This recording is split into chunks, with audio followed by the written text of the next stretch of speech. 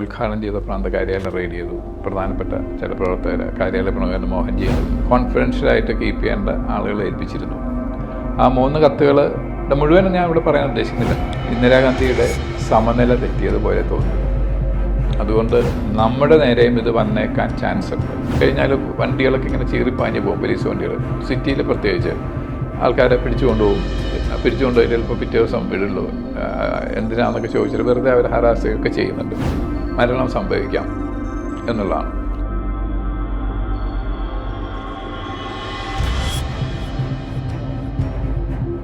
നമസ്കാരം. ഇന്ന് എനിക്കൊപ്പം ഉള്ളത് ഗ്രന്ഥകർത്താവും പാഞ്ചജന്യയുടെയും ഓർഗനൈസറിന്റെയും കേരളത്തിലെ സീനിയർ റിപ്പോർട്ടറുമായ ശ്രീ ടി സതീശൻ ജിയാണ്.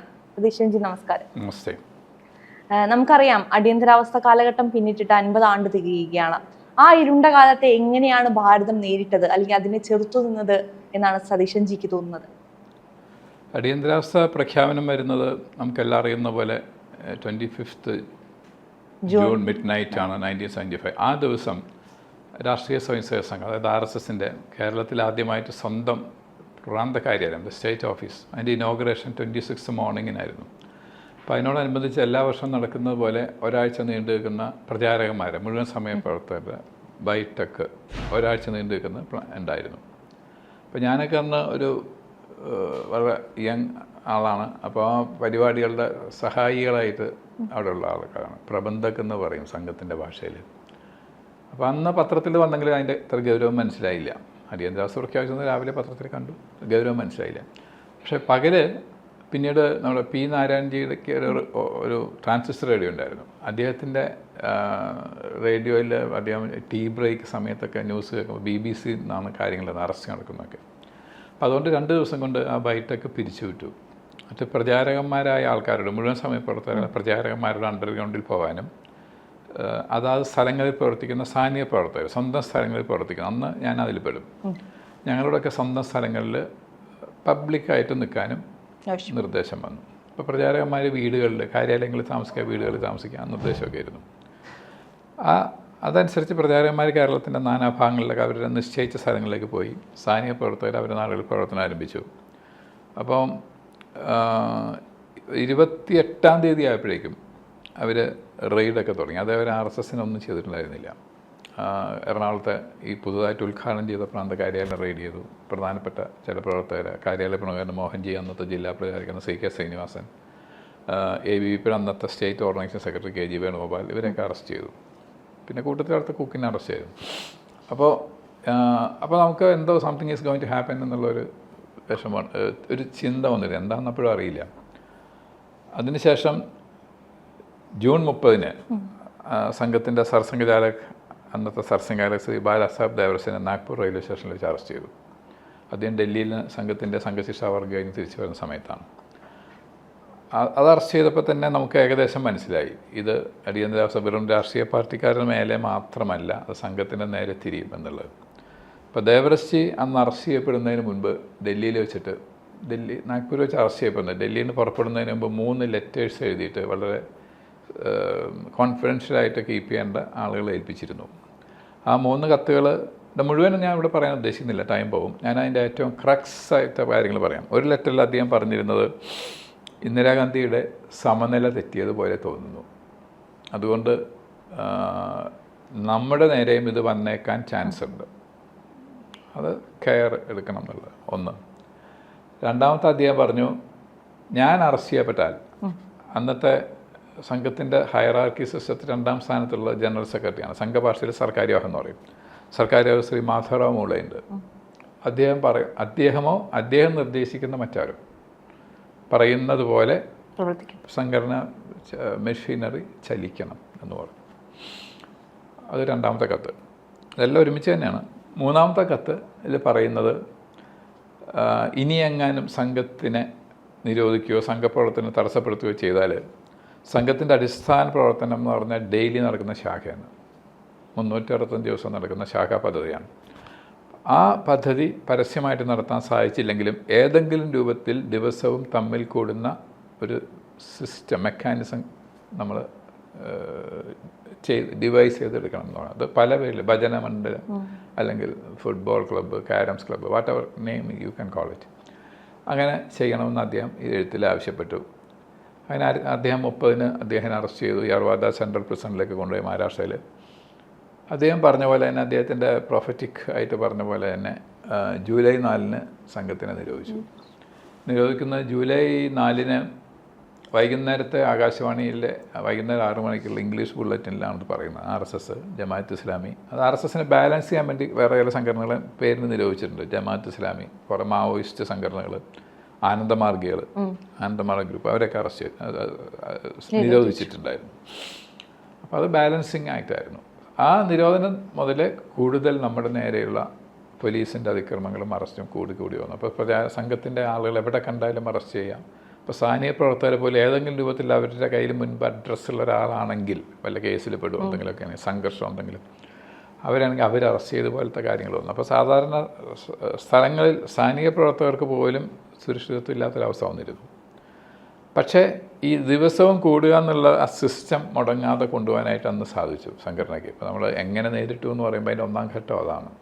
എങ്ങനെയാണ് അതിൻ്റെ നേരിട്ടെന്ന് പറയുമ്പോഴും കാരണം ആ സിസ്റ്റം തുടർന്നാണ് പിന്നീടുള്ള കാര്യങ്ങളിലേക്ക് നമുക്ക് എന്താ പറയുക, അതിനുള്ള പാതയൊരുക്കുക. അതാണ് അതിൻ്റെ ഒരു ഗ്രൗണ്ട് വർക്ക് തുടങ്ങുന്ന അവിടുന്ന്. അത് കഴിഞ്ഞ് ആ സമ്പ്രദായങ്ങൾ തുടങ്ങിക്കൊണ്ടിരുന്നു. ദേവറസ്റ്റിയുടെ 3 കത്തുകൾ സ്വയംസേവരെ തെറ്റിലുള്ളവരെ വരെ വായിച്ചു കേൾപ്പിക്കുന്ന ഒരു പ്രക്രിയ നടപ്പിലാക്കി. ഭാരതത്തിൽ അങ്ങോളം ഇങ്ങോളമുള്ള ഏറ്റവും താഴേക്കിട്ടുള്ള ആൾക്കാർ വരെ ആ കത്തിലെ കണ്ടൻറ്റ് വായിച്ചിരിക്കണം എന്നായിരുന്നു നമ്മുടെ നിർബന്ധം. അപ്പോൾ അത് ഈ ഡെയിലി കൂടുന്ന സമ്പ്രദായങ്ങളുകൊണ്ട് അതൊക്കെ സാധിച്ചിരുന്നു. അപ്പോൾ അന്ന് ഫോട്ടോ കോപ്പി എടുക്കൽ ഇല്ല, ആ സിസ്റ്റം തന്നെ നാട്ടിലില്ല. ഉണ്ടെങ്കിൽ തന്നെ അത് സെക്യൂർ അല്ല, അതില്ല എന്നുള്ളതാണ് സത്യം. ഞങ്ങൾക്കൊന്നും എന്താണെന്ന് അറിയില്ല അന്ന്. അപ്പോൾ നാച്ചുറലി കൈ കൊണ്ട് കാർബൺ വെച്ച് എഴുതുന്ന പരിപാടിയാണ്. പിന്നെ അത് കൊണ്ടു നടക്കലും സേഫ് അല്ല, പരസ്യമായിട്ട് കൊണ്ടു നടക്കാൻ പറ്റില്ല. അപ്പോൾ ബനിയനകത്ത് കൊണ്ടു നടക്കുക, അങ്ങനത്തെ രീതികളൊക്കെ. അത് കഴിഞ്ഞ് ജൂലൈ 25-ാം തീയതി ആയ സമയത്ത് അഖില ഭാരതീയമായിട്ടൊരു തീരുമാനം വന്നു. ത്രൂ ഔട്ട് ഭാരത് അതുകൊണ്ട് ഭജനകൾ നടത്തണം. ഭജനകൾ നടത്തുന്നതിനൊപ്പം തന്നെ മാക്സിമം മണിയടിക്കണം. അതൊരു സിംബോളിക് ആക്റ്റാണ്. ചെവി തുറപ്പിക്കാൻ.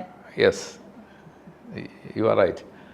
അതായത് ജനങ്ങളുടെ ഈ സ്വാതന്ത്ര്യത്തിന് വേണ്ടിയുള്ള ദാഹത്തിന് അതിന് ചെവി കൊടുക്കാത്ത ആൾക്കാരെ ചെവി തുറപ്പിക്കുക എന്നുള്ളതാണ്. മാക്സിമം മണി അടിക്കുക എന്നുള്ളതായിരുന്നു അന്ന് പ്രത്യേകം ഇൻസിസ്റ്റ് ചെയ്ത് പറഞ്ഞൊരു കാര്യമാണ്. കേൾക്കുമ്പോൾ സിമ്പിളായിട്ട് തോന്നും, പക്ഷേ അതിൻ്റെ സൈക്കോളജിക്കൽ ഇമ്പാക്റ്റ് കൂടുതലായിരുന്നു.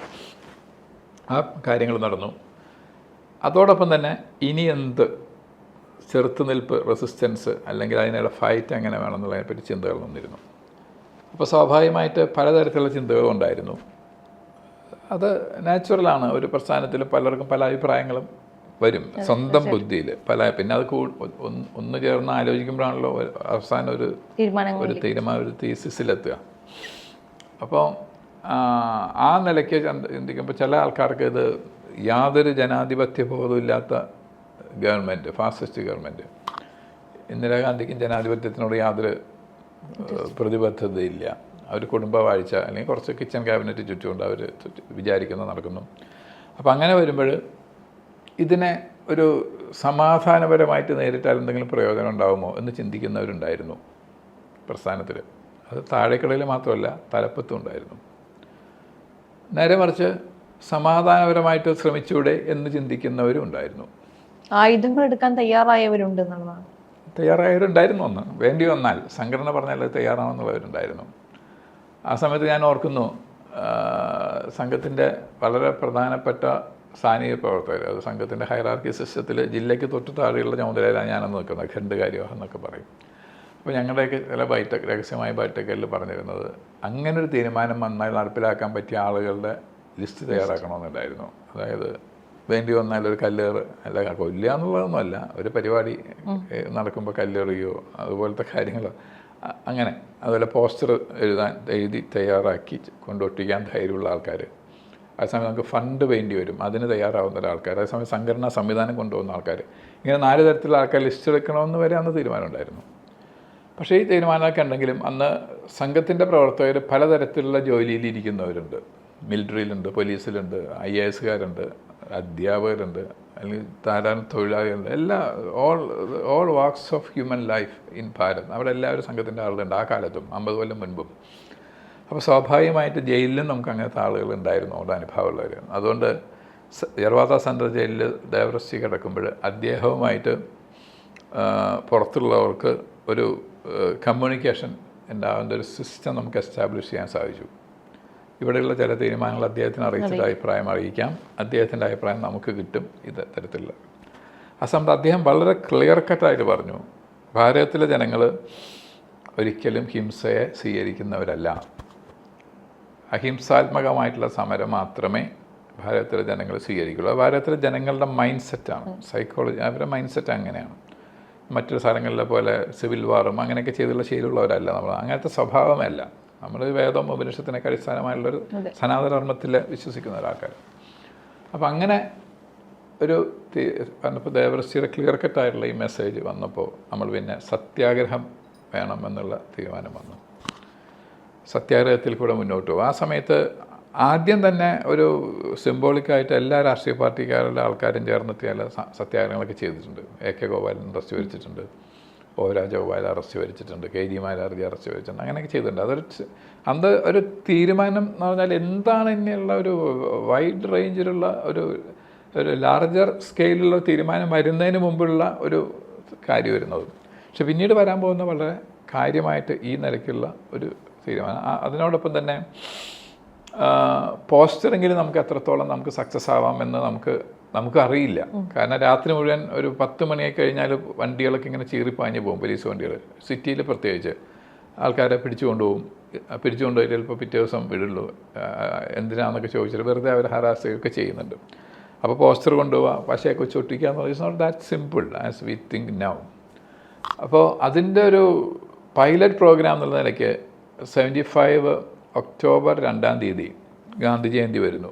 അപ്പോൾ ഗാന്ധി ജയന്തിക്ക് ഒരു 4-5 ദിവസം മുമ്പ് നമ്മൾ ഗാന്ധിജിയുടെ പടമുള്ള ഗാന്ധി ജയന്തി ഒക്ടോബർ 2, പിന്നെ ബന്ധുര കാഞ്ചനക്കൂട്ടിലാണെങ്കിലും എന്നൊക്കെ പറഞ്ഞുള്ള കവിത, ഒരു തത്ത കൂട്ടിലിട്ടൊരു ചെറിയൊരു പടം ഒക്കെ ആയിട്ടുള്ള പോസ്റ്റർ, അത് ഓരോ സ്റ്റേറ്റിലും ഒരേപോലെ ആയിരിക്കാം, ഒരു പക്ഷേ ഭാഷയിൽ വ്യത്യാസം ഉണ്ടാകും, അല്ലെങ്കിൽ theme should have been the same. അപ്പം അങ്ങനെ ഇവിടെ ഇതുപോലെയായിരുന്നു. ഈ പോസ്റ്റർ നമ്മൾ ഒട്ടിച്ചു, കേരളം മുഴുവൻ ഒട്ടിച്ചു. പക്ഷേ അത് പ്രത്യക്ഷത്തിൽ ഇത് RSS ആണെന്നോ അടിയന്തരാവസ്ഥ വിരുദ്ധമാണോ എന്ന് വേണമെങ്കിൽ ഇൻ്റർപ്രറ്റ് ചെയ്യാൻ സാധ്യമല്ല. പക്ഷേ അവർക്ക് മനസ്സിലാവും ഇത് ഈ ഓർഗനൈസേഷൻ ഈസ് ആക്റ്റീവ് എന്ന് മനസ്സിലാവും. അത് നമുക്ക് ഒപ്പം തന്നെ നമ്മുടെ പ്രവർത്തകർക്ക് ഒരു മൊറാൽ ബൂസ്റ്റായിരുന്നു അത്. കാരണം നമ്മൾ വിചാരിച്ചാൽ എന്തെങ്കിലുമൊക്കെ നടക്കും ഇവിടെ എന്നുള്ളത്. അങ്ങനെ പോസ്റ്ററിങ് നടന്നു. നമ്മുടെ ഇപ്പോൾ എറണാകുളം സിറ്റിക്കകത്ത് പോലും നമ്മൾ പോസ്റ്റർ ഒട്ടിച്ചിട്ടുണ്ട് ധാരാളം. അത് കഴിഞ്ഞപ്പോഴേക്കും നമ്മൾ സത്യാഗ്രഹത്തിനുള്ള തയ്യാറെടുപ്പ് ആണ് ഒരു ഒക്ടോബർ ആദ്യം മുതൽ. അപ്പോൾ സത്യാഗ്രഹം എങ്ങനെ വേണം എന്ന് തീരുമാനിക്കുമ്പോൾ അതിന് ഈ അടിയന്തരാവസ്ഥ പ്രഖ്യാപിക്കുന്നതിന് തൊട്ട് മുമ്പ് അലഹാബാദ് ഹൈക്കോടതി വന്ന സമയത്ത് ഇന്ദിരാഗാന്ധിയെ രാജിവെപ്പിക്കാൻ വേണ്ടിയിട്ട് എല്ലാ പ്രതിപക്ഷ പാർട്ടികളും കൂടി ചേർന്നൊരു ഒരു കോമൺ പ്ലാറ്റ്ഫോം ഉണ്ടാക്കി. അതിൻ്റെ പേര് ലോക് സംഘർഷ സമിതി എന്നായിരുന്നു. അപ്പോൾ അതിൻ്റെ ചെയർമാൻ ജയപ്രകാശ് നാരായണനായിരുന്നു. ജനറൽ സെക്രട്ടറി അന്നത്തെ ജനസംഘ് നേതാവ് RSS പ്രചാരകനുള്ള നാനാജി ദേശ്മുഖായിരുന്നു. പിന്നെ അതിലെല്ലാവരെല്ലാം ജനസംഘ, സംഘടനാ കോൺഗ്രസ്, സോഷ്യലിസ്റ്റ് പാർട്ടി, പിന്നെ ഭാരതീയ ക്രാന്തിദൾ BKD, ഇവരെല്ലാം കൂടി ചേർന്നിട്ടുള്ള ഒരു സ്വതന്ത്ര പാർട്ടി നെയിം സേക്കാണ്, അവർ വലിയ സംഘടനയല്ല എങ്കിലും അവരൊക്കെ ഉണ്ടാവും. പിന്നെ ഓരോ സ്റ്റേറ്റുകളിലെ ചെറിയ ചെറിയ സംഘടനകളൊക്കെ. അപ്പോൾ ഈ ലോക് സംഘർഷ സമിതിയുടെ പേരിൽ സത്യാഗ്രഹം ചെയ്യാനാണ് തീരുമാനിച്ചത്, അല്ല RSSൻ്റെ പേരിലല്ല. കാരണം ഇതൊരു കോമൺ,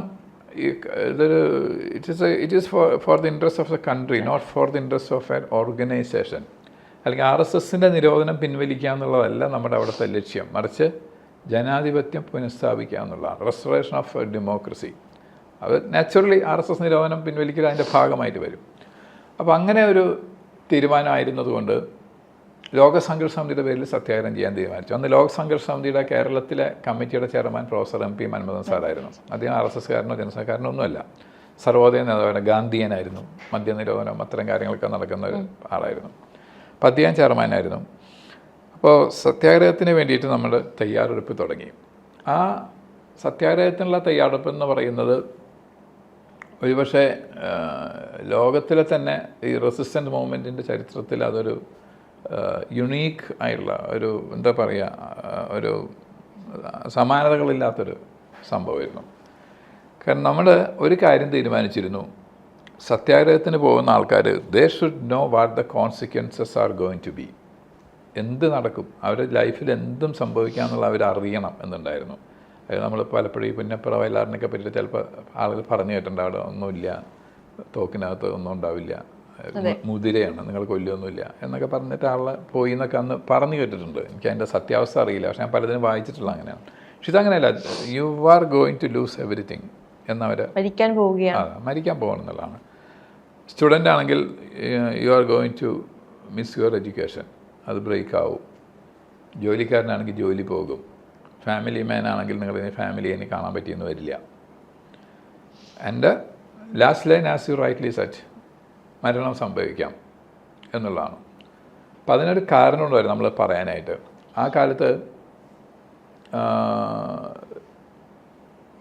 ഒരാൾ, അതാരാന്നിപ്പോൾ എനിക്ക് ഓർമ്മയില്ല, ഹെബിയസ് കോർപ്പസ് പെറ്റീഷൻ മൂവ് ചെയ്തിരുന്നു സുപ്രീം കോടതിയിൽ ഈ അറസ്റ്റുകൾക്കെതിരായിട്ട്. ഹെബിയസ് കോർപ്പസ് പെറ്റീഷൻ മൂവ് ചെയ്തപ്പോൾ നാച്ചുറലി ഗവൺമെൻറ്റിൻ്റെ ഭാഗത്തുനിന്ന് ഗവൺമെൻറ് ടോപ്പ് ലോയർ എന്ന് പറയുന്ന അറ്റോർണി ജനറൽ ഓഫ് ഇന്ത്യ, അന്നത്തെ അദ്ദേഹത്തിൻ്റെ പേര് നിരൻ ഡേ എന്നായിരുന്നു. അദ്ദേഹം അന്ന് അതിന് മറുപടിയായിട്ട് ഗവൺമെൻറ്റിന് വേണ്ടി വായിച്ചതിനെ പറ്റി പറഞ്ഞു കേട്ടിരിക്കുന്നത്, when emergency's declared or implemented, fundamental rights enshrined in the Constitution of India are suspended. Hence, Government of India can arrest anyone and shoot him dead. എന്ന് പറഞ്ഞു എന്നാണ് നമുക്കന്ന് കേട്ടിട്ടുള്ള വിവരം. നമ്മളതിൽ അത് സാക്ഷികളല്ല. പക്ഷേ പിന്നീട് ഞാൻ ജസ്റ്റിസ് വി ആർ കൃഷ്ണയ്യർ സാറിനോട് ഇതിനെപ്പറ്റി ചോദിച്ചിട്ടുണ്ട്. പിന്നീട് കഴിഞ്ഞ ഒരു 15 കൊല്ലത്തൊക്കെ ഞങ്ങൾ തമ്മിൽ വളരെ ക്ലോസ് ആയ സമയത്ത് I could ask him anything, any sort of questions regarding these kind of things. അദ്ദേഹം എന്നോട് എഗ്രി ചെയ്തിട്ട് അങ്ങനെ പറഞ്ഞിട്ടുണ്ടെന്നുള്ളത്. അത് അതിൻ്റെ റെക്കോർഡിലുണ്ടോയെന്നൊന്നും എനിക്കറിയില്ല. അപ്പോൾ ആ നിലയ്ക്കുള്ള ഒരവസ്ഥ ഉണ്ടായിരുന്നു. അപ്പോൾ അതുകൊണ്ട് നമുക്കറിയില്ല സത്യാഗ്രഹത്തിന് പോകുന്ന ആൾക്കാർക്ക് എന്ത് സംഭവിക്കും. അപ്പോൾ അതുകൊണ്ട് തന്നെ ഫസ്റ്റ് ബാച്ചിനെ നമ്മൾ സെലക്ട് ചെയ്യുമ്പോൾ വി വർ വെരി കെയർഫുൾ. കാരണം അത്രയധികം ബോൾഡായിട്ടുള്ളവരും എന്ത് സിറ്റുവേഷൻ വന്നാലും അതിനെ ഫേസ് ചെയ്യാൻ തയ്യാറുള്ളവരായിരിക്കണം എന്ന് നമ്മൾ തീരുമാനിച്ചിട്ടുണ്ടായിരുന്നു. അപ്പം അതിനുവേണ്ടി നമ്മൾ ഈ ആളുകളുടെ മീറ്റിങ്സ് എടുക്കുമായിരുന്നു, സംഘഭാഷയിൽ പറഞ്ഞ ബൈടെക്സ്. അപ്പം അതൊരു ഫസ്റ്റ് അതിൽ തന്നെ നമ്മളിതൊക്കെ പറയും, this is going to happen നിങ്ങളുടെ ലൈഫിൽ, ബാക്കി കാര്യം ഇനി അത് കഴിഞ്ഞിട്ട് എന്തെന്നുള്ളതിന് വലിയ പ്രതീക്ഷകൾ വയ്ക്കരുത്, എന്തും സംഭവിക്കാം. ഇതെല്ലാം നമ്മൾ വിശദീകരിച്ചിരുന്നു. അത് കഴിഞ്ഞിട്ട് കുറച്ച് ദിവസം കഴിഞ്ഞ് സെക്കൻഡ് റൗണ്ട് മീറ്റിംഗ് വിളിക്കും. അപ്പോൾ ആദ്യത്തേലുണ്ടായിരുന്നതിൽ ചിലരൊക്കെ പൊഴിയും. ഇപ്പോൾ ഒരു 10-15 പേരിലുണ്ടെങ്കിൽ പേടി, അത് മനുഷ്യ സഹജമാണല്ലോ. ഒരു 18 പേരിൽ ചിലപ്പോൾ 1-2 പേരൊക്കെ പൊഴിയും, അല്ല ലാർജ് സ്കെയിലല്ല.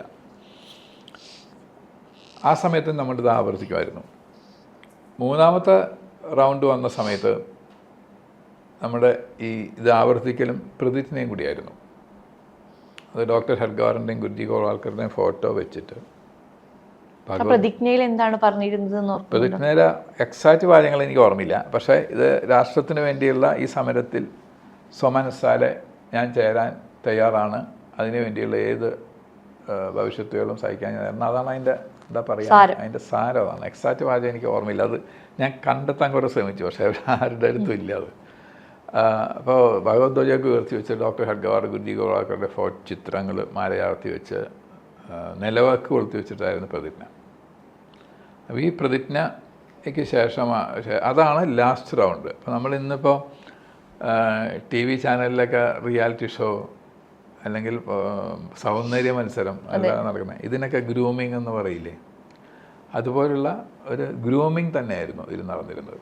അപ്പോൾ മൂന്നാമത്തെ റൗണ്ട് കഴിഞ്ഞാൽ പിന്നെ അവരോട് നിങ്ങളുടെ പോകേണ്ട ദിവസം അറിയിക്കും എന്ന് മാത്രമേ നമ്മൾ പറയുള്ളൂ. പിന്നെ അറിയിച്ചാൽ അവർ വരും. അങ്ങനെ അവർ വന്നിട്ടുണ്ട്, ആരും അങ്ങനെ മാറിപ്പോയിട്ടൊന്നുമില്ല. അതായിരുന്നു നമ്മുടെ സത്യാഗ്രഹത്തിൻ്റെ സ്വഭാവം. അപ്പോൾ ആദ്യത്തെ ദിവസം സത്യാഗ്രഹത്തിന് ആളുകളെ അയക്കുന്ന സമയത്ത് ഞാൻ പറഞ്ഞല്ലോ, വളരെ കെയർഫുള്ളായിട്ടാണ് നമ്മൾ എന്താ പറയുക ബാച്ചുകൾ റെഡിയാക്കിയത്. ബാച്ചുകൾ ലീഡേഴ്സിനെ ഓരോ സ്ഥലങ്ങളിലെ ഫസ്റ്റ് ബാച്ച്, ഇപ്പോൾ ഒരു ജില്ലയിൽ 2-3 സ്ഥലങ്ങളിൽ ഫസ്റ്റ് ഡേ, അത് നവംബർ 14 മുതൽ, അതായത് 75 നവംബർ 14 മുതൽ 76 ജനുവരി 14 വരെയായിരുന്നു ഈ സത്യാഗ്രഹത്തിന് 2 മാസത്തെ പീരീഡ്, ഡ്യൂറേഷൻ അതായിരുന്നു. അപ്പോൾ ഫസ്റ്റ് ഡേ അപ്പോൾ നമ്മൾ സത്യാഗ്രഹത്തിന് നമ്മൾ സ്ഥലം സെലക്ട് ചെയ്തിരുന്ന വളരെ അവിടെയും നമ്മൾ ചില യുണീക്കായിട്ടുള്ള കാര്യങ്ങൾ കാണിച്ചിരുന്നു. ഇന്നിപ്പോൾ നമ്മളൊരു പ്രതിഷേധ സമരം എന്ന് പറഞ്ഞാൽ കാണുന്നത് എന്താണെന്ന് വെച്ച് കഴിഞ്ഞാൽ ഒരു സർക്കാർ ഓഫീസർ, ഇപ്പോൾ സ്റ്റേറ്റ് ഗവൺമെൻറ്റിനെതിരാണെങ്കിൽ വില്ലേജ് ഓഫീസിൻ്റെ മുമ്പിലോ അങ്ങനെ ഒരു സ്ഥലത്തൊക്കെ പോയിട്ട് സമരം ചെയ്യും. തഹസിൽദാർ അല്ലെങ്കിൽ ഇവിടെ കളക്ടറേറ്റ് ഉണ്ട്, അതിൻ്റെ അടുത്തൊക്കെ സമരം ചെയ്യും. അതിൻ്റെ മുന്നിൽ കൊടിയൊക്കെ പിടിച്ചിട്ട് ചെയ്യും. സെൻട്രൽ ഗവൺമെൻറ്റിനെതിരാണെങ്കിൽ BSNL ആണ് സാധാരണ കാണുക. അപ്പോൾ ഇങ്ങനെയൊക്കെയാണ് കണ്ടുവരുന്നത്. ഇത് കണ്ടു വന്നു കഴിഞ്ഞാലും ഇങ്ങനെ സമരം ചെയ്താലും സാധാരണ ഇന്നൊക്കെ സത്യാഗ്രഹം ചെയ്യുക എന്ന് പറഞ്ഞാൽ സാധാരണ അതൊരു സംഘർഷത്തിലോട്ട് പോയാൽ മാത്രമേ വലിയ കേസൊക്കെ ഉണ്ടാവുള്ളൂ. അത് അതർവൈസ് അവരെ അറസ്റ്റ് ചെയ്തു, അവരുടെ പേരൊക്കെ എഴുതിയെടുക്കും. പേരൊക്കെ എഴുതി ആദ്യം തന്നെ പറയും യു ആർ അറസ്റ്റഡ് എന്ന് പറയും, നിങ്ങൾ അറസ്റ്റ് ചെയ്തു എന്ന് പറയും. അപ്പോഴാണ് നമ്മൾ പറയും അറസ്റ്റ് ചെയ്തു എന്ന്. അല്ലാതെ പണ്ടത്തെ കോൺസെപ്റ്റിൽ ഇങ്ങനെ കൈയൊക്കെ വിലങ്ങി വയ്ക്കുക അങ്ങനെയൊന്നുമില്ല. എന്നിട്ട് ഒരു ലീഡറെ അകത്ത് വിളിച്ചു കൊണ്ടുപോയിട്ട് അയാളോട് കാര്യങ്ങളൊക്കെ സംസാരിച്ച് നിങ്ങൾ പിരിഞ്ഞു പോകണം, അഡ്രസ്സൊക്കെ ഒന്ന് എഴുതി തരണമെന്ന് പറയും. അപ്പോൾ അതിൽ ചിലരുടെ പേരിൽ കേസ് വരും. ഈ കേസ് ചിലപ്പോൾ 10 കൊല്ലം കഴിഞ്ഞിട്ടായിരിക്കും എടുക്കുക. അത് കഴിഞ്ഞാൽ മാക്സിമം ശിക്ഷ 1000 രൂപ അടയ്ക്കണം, അതല്ലെങ്കിൽ കാലത്ത് മുതൽ വൈകുന്നേരം വരെ കോടതിയിലെ വരാന്തയിൽ നിൽക്കണം എന്നൊക്കെ പറഞ്ഞ് ഇങ്ങനെ ചില കാര്യങ്ങൾ. പക്ഷെ അന്നത്തെ സത്യാഗ്രഹം എന്ന് പറഞ്ഞാൽ അങ്ങനെയല്ല. അവർ നമ്മൾ അറസ്റ്റ് ചെയ്ത് കൊണ്ടുപോകുന്നത്. പിന്നെ you don't know what is going to happen to him. അപ്പോൾ കുറേ പേരെയൊക്കെ ആ കാലത്ത് സത്യാഗ്രഹത്തിന് അറസ്റ്റ് ചെയ്യപ്പെട്ടവരെ മിസ്സൈലാക്കിയിട്ടുണ്ട്. മിസ്സാന്ന് പറഞ്ഞാൽ തടങ്കലാണ്, അതിൽ പുറത്തിറങ്ങാൻ സാധ്യമല്ല. ഇപ്പോൾ അടിയന്തരാവസ്ഥ എത്ര വർഷം നീണ്ടു നിൽക്കുമോ അത്രയും നാൾ ഗവൺമെൻറ്റിന് മിസൈൽ തടവിലിടാം.